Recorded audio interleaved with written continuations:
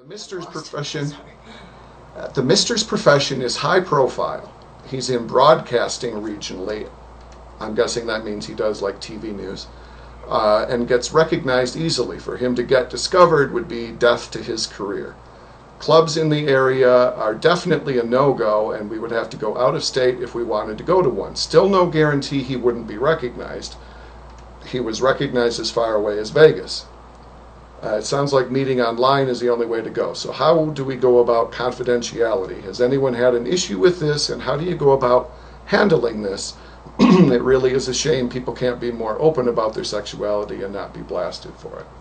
That was a long email, but basically the idea is keeping your mouth shut when you're swinging.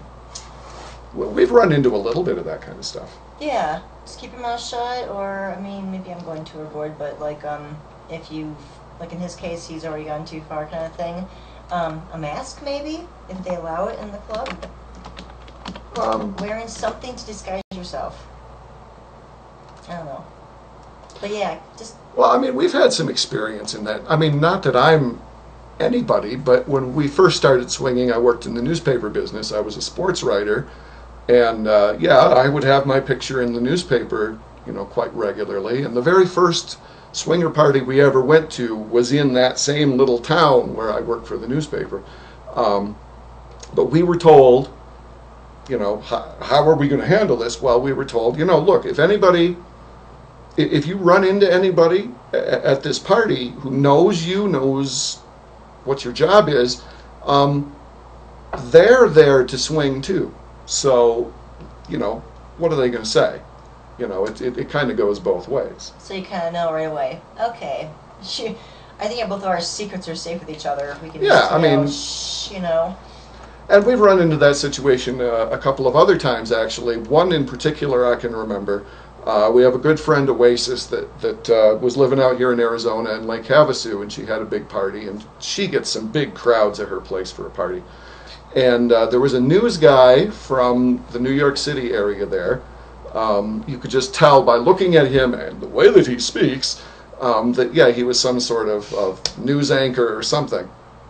And this guy participated the whole weekend. You know, he got involved in a bunch of stuff. I think we've got some video of him and you together. And then he snuck out before signing any of the paperwork. And that is not cool. And finally, I had to resort of almost blackmailing the guy to say, look, you need to send this stuff. I think it was his ID. He didn't leave his ID. That's what it was.